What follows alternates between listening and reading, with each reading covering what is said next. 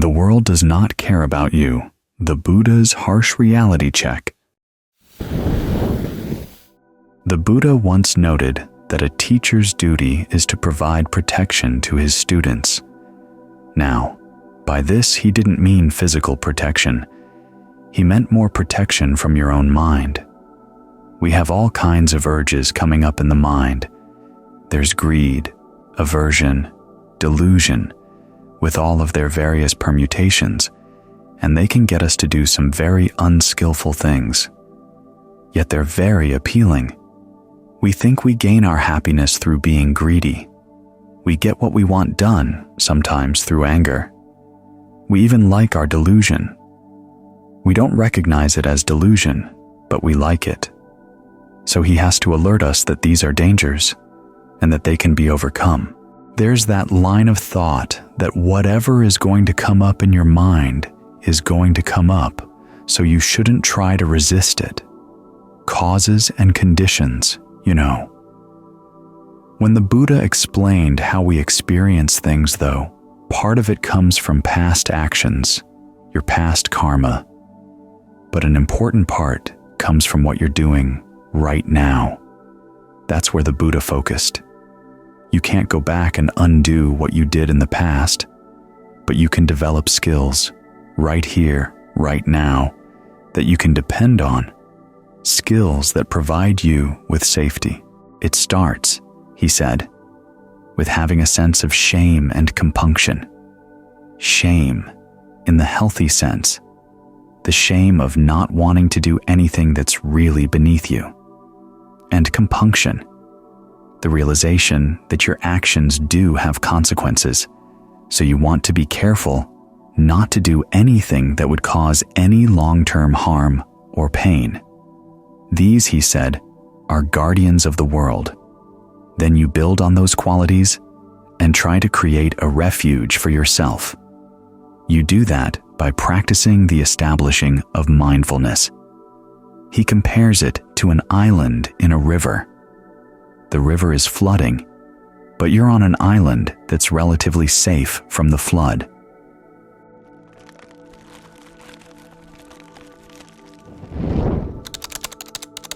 In another image, he says it's like your safe territory.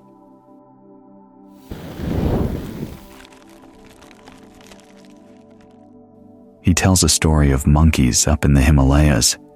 There are areas where only the monkeys go and they're safe there. There are areas where only human beings go. And then, there are areas where both monkeys and human beings go. It's in that middle area where the monkeys are in danger. Human beings set traps for them. The Buddha's message is that if don't leave your safe territory, you're not going to get trapped. And where's the area where you can get trapped? In sights, sounds, smells, tastes, tactile sensations, your fascination with these things, and the pleasures that can come from them. The pleasures themselves are not all necessarily bad, but the mind has a tendency to elaborate on them, to make them seem to be more than they actually are, and to incite itself to do some pretty unskillful things around them. That's what you've got to watch out for. When you're practicing, that kind of thinking is out of bounds.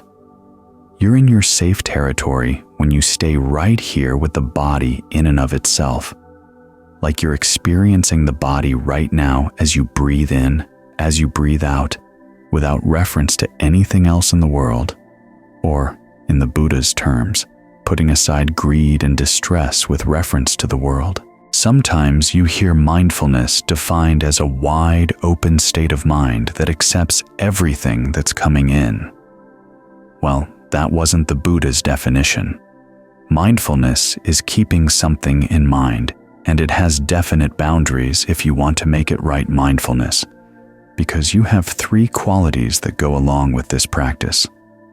One is mindfulness itself, the ability to keep things in mind. Then there's alertness, watching what you're doing, watching the results of what you're doing. That's your main focus in the present moment. You don't focus on just anything coming up in the present moment. the sound of the crickets, the sound of the helicopters. You want to focus primarily on what you're doing right here, right now. There's a school of thought that says we should be wide open to everything and not allow even the Four Noble Truths to restrict us. That's basically saying that wide open experience, accepting experience, is as good as it gets. You might as well accept that. But the Buddha says there's something better, and it comes from being focused on what's going to be really important. And what's really important right now, of course, is what you're doing. Because as I said, what you're experiencing is not just what's coming in from the past, it also includes what you're doing right now. You want to see that really clearly, which is why you're establishing mindfulness right here. When you stay with the breath, you know you're in the present moment. There's no past breath you can watch, no future breath you can watch. You're right here. You're mindful, you're alert, and then you're ardent. If anything unskillful comes up in the mind, you want to undercut it. Any thoughts about the world, good, bad, whatever, just put them aside. Then you focus on maintaining your sense of the breath coming in and going out, staying with that. The Buddha calls this practice not only right mindfulness, but also a form of concentration. There's a passage where one of the nuns of the Buddha's time identified the themes of right concentration as the four establishings of mindfulness. They're very closely connected. There's another passage where the Buddha himself talks about focusing on the body in and of itself, ardent, alert, mindful, putting aside greed and distress with reference to the world.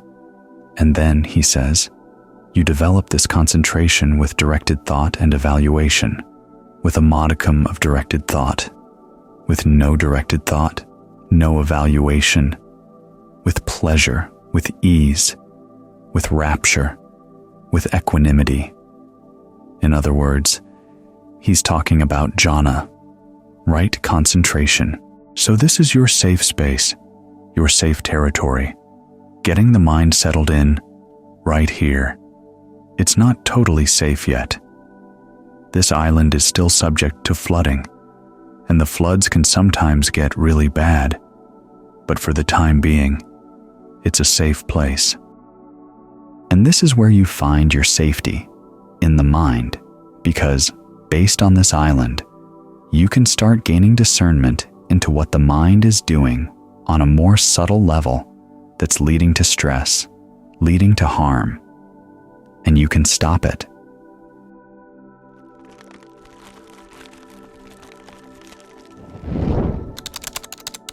When you keep digging down and you find something that's uncaused inside, that's when you're safe.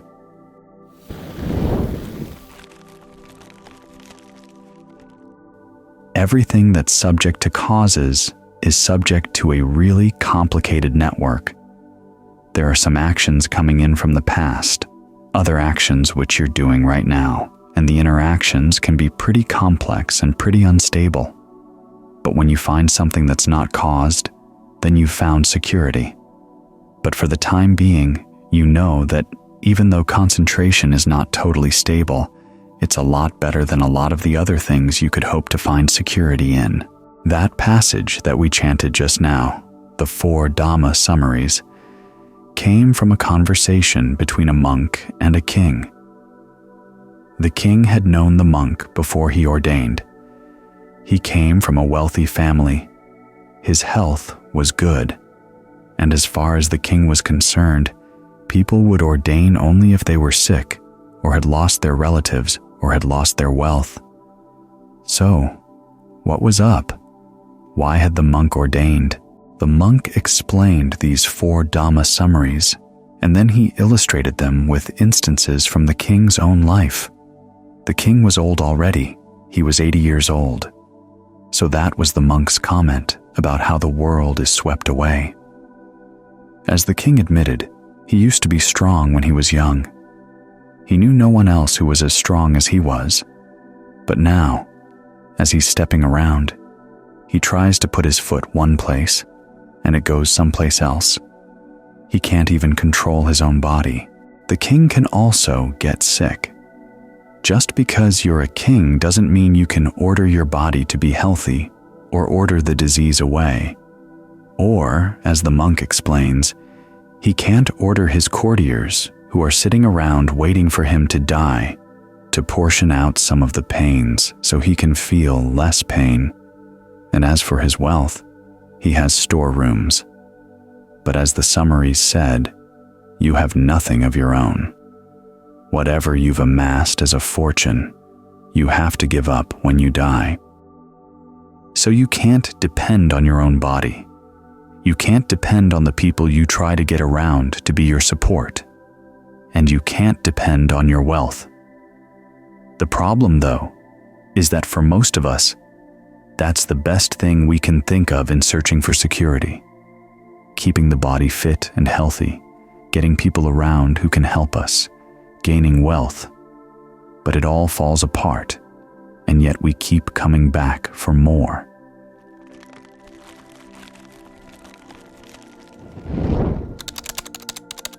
That's what the final summary was. The world is a slave to craving.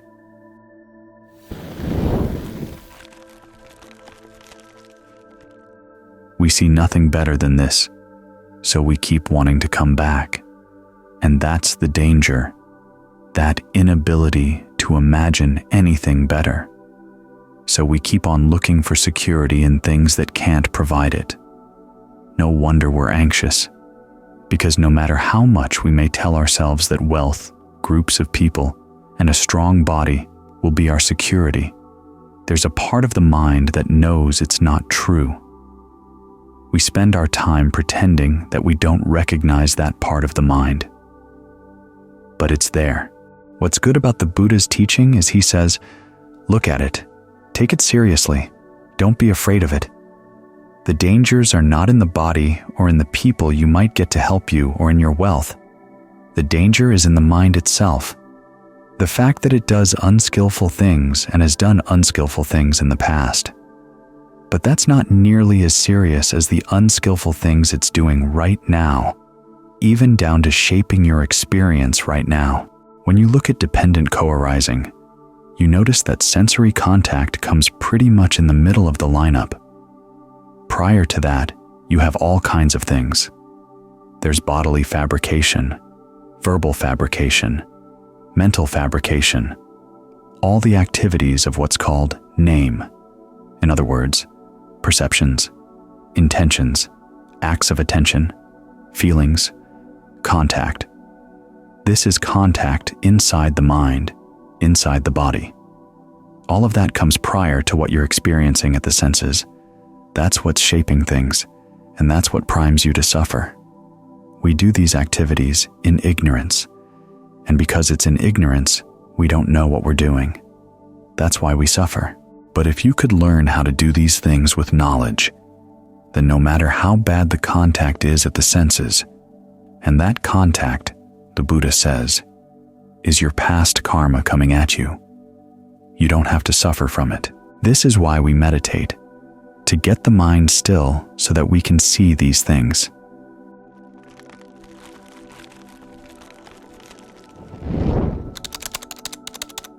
Bodily fabrication, the breath, it's right here.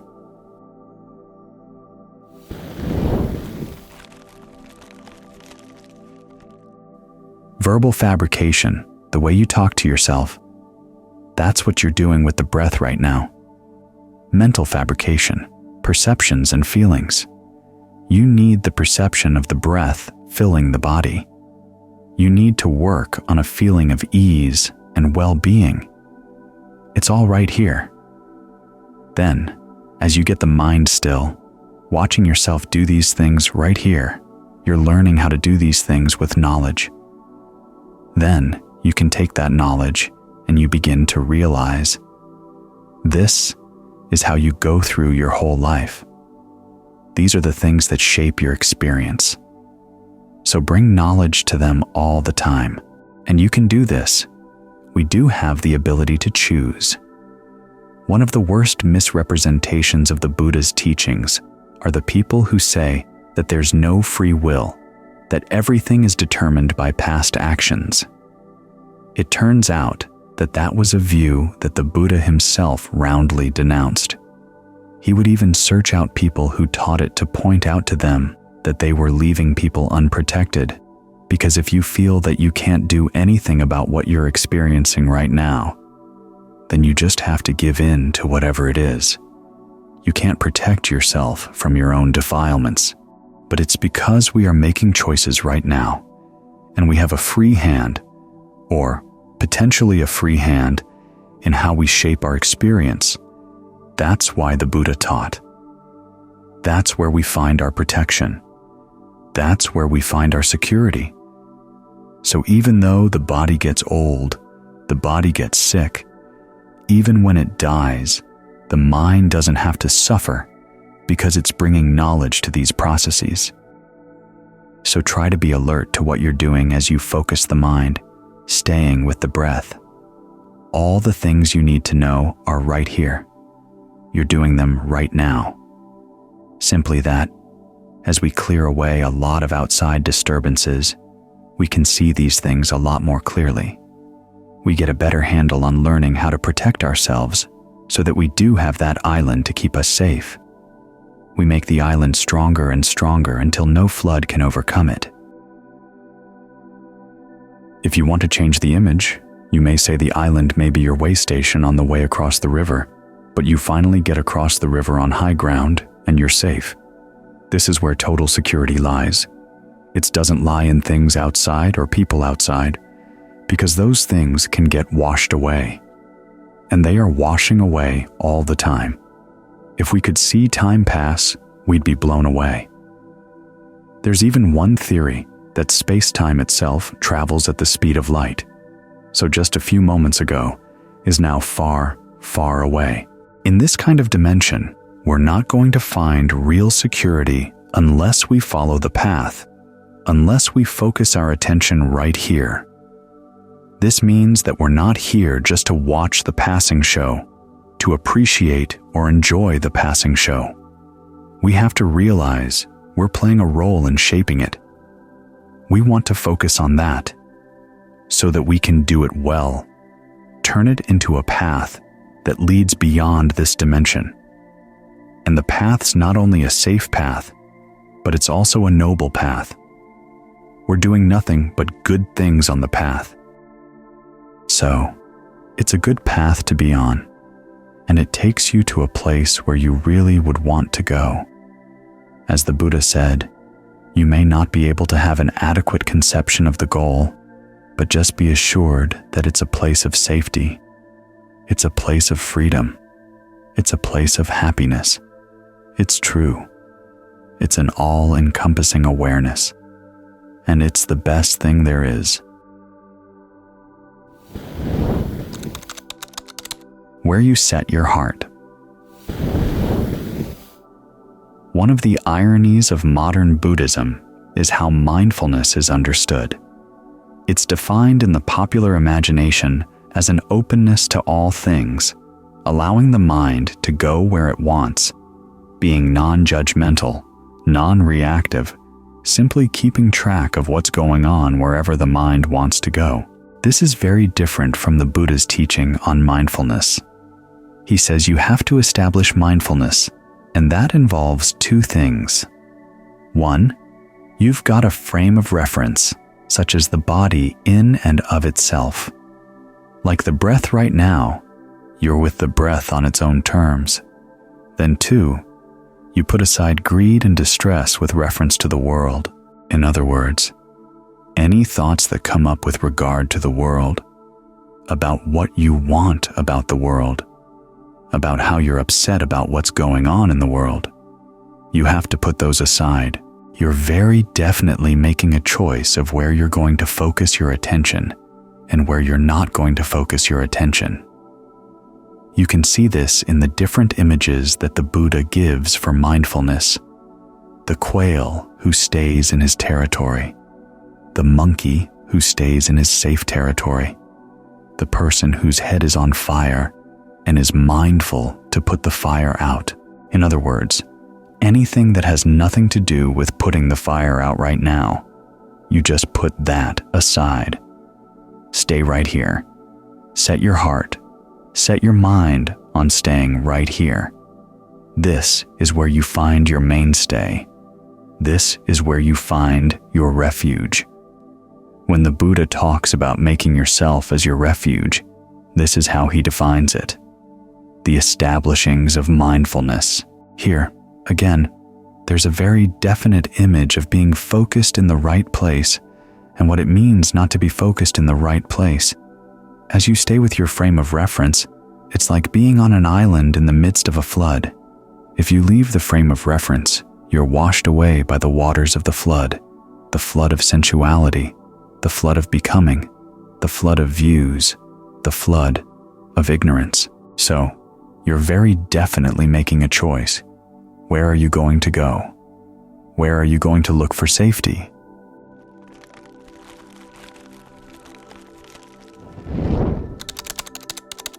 There's a great conversation where King Pasenadi comes to see the Buddha.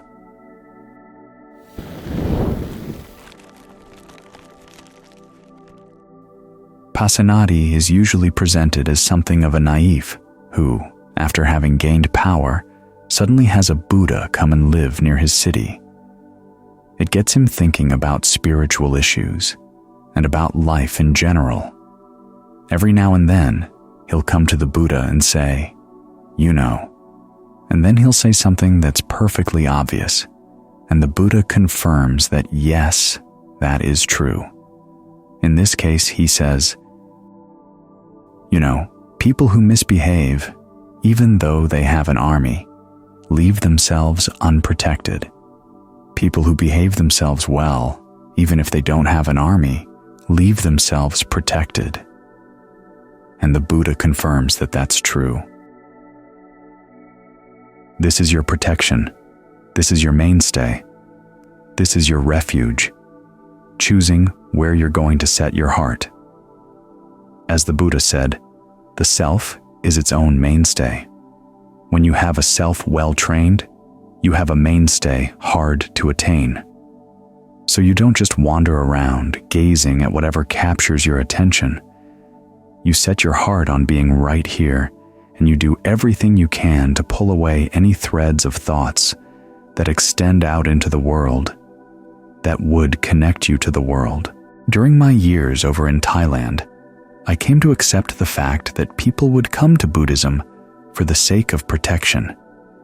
They saw the world as a dangerous place to be, and the world didn't have their best interests in mind.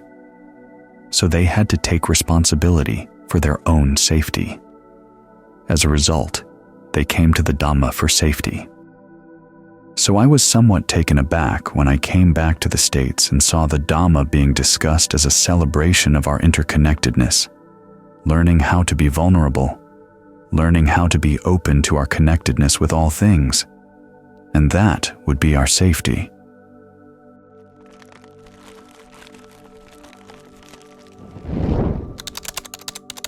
But as we've seen, the world doesn't have your interests in mind.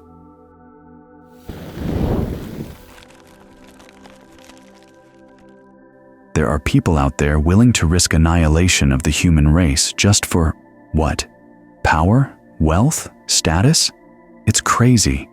People want to reset our lives in line with whatever they think is good for us, without any input from us. They tend to think, well, people can be redundant. Some people are unnecessary. Some people even say that we have no free will at all, so it doesn't matter what happens to us. In a world like that, you've got to find your own mainstay. You assert your own freedom of will by choosing your mainstay and developing it. When we practice mindfulness in the way the Buddha described it, being very careful about where we do focus the mind and where we don't focus the mind, of course it's going to lead the mind to right concentration. The instructions for right mindfulness are just that, instructions on how to get the mind into right concentration. In fact, the Thai translation for the Pali word samadhi which we translate into English as concentration, is Tang Chai Man. Idiomatically, it means to be firmly intent. Literally, it's to firmly set your heart. That's how you find refuge. You firmly set your heart in the right place. If you set your heart on the world, you're exposing yourself to danger, because the world is not a safe place. There are people who mean you well. There are a lot of people out there that don't mean you well. There are a lot of things out there that, when you get involved with them, can eat your goodness away. The problem is that if you're not trained, you're not a safe place either.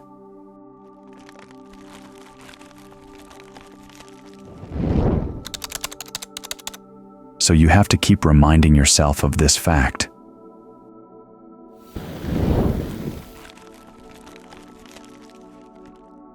This is why mindfulness, the ability to keep things in mind, is part of your refuge.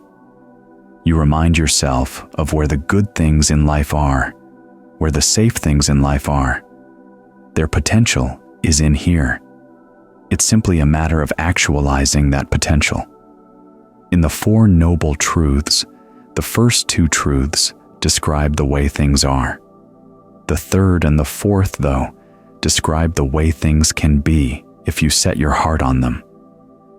It's up to you to take those truths and make them true, make them realities in your heart. This is why the teachings on karma are so basic to the Buddha's teachings. It's what you choose to do that's going to make you safe or not safe. You have that right to choose. You have the ability to choose. The people the Buddha criticized most were the ones who denied us that freedom of choice. It's simply up to us to make the most of it. We do have that opportunity. We can train ourselves. It's so easy to give in to the voices inside that grow tired of the practice and get discouraged. You have to see that discouragement is not your friend. You also have to watch out for the voices outside, people saying that you're being selfish by looking inside for refuge. Take care of the world first, they tell you. Well, is the world going to take care of you? When you're sick, when you're dying, as you die, there comes a point where even the best-intentioned people in the world cannot help you at all. That's when you have to fall back on yourself, the skills you've developed, the extent to which you have made your mind its own refuge, its own mainstay. So, as you're focusing here, it's simply a matter of having your priorities straight. Set your mind on what you're doing. Set your heart on finding true safety. The potential lies in here. It's up to you to take that potential and make it real.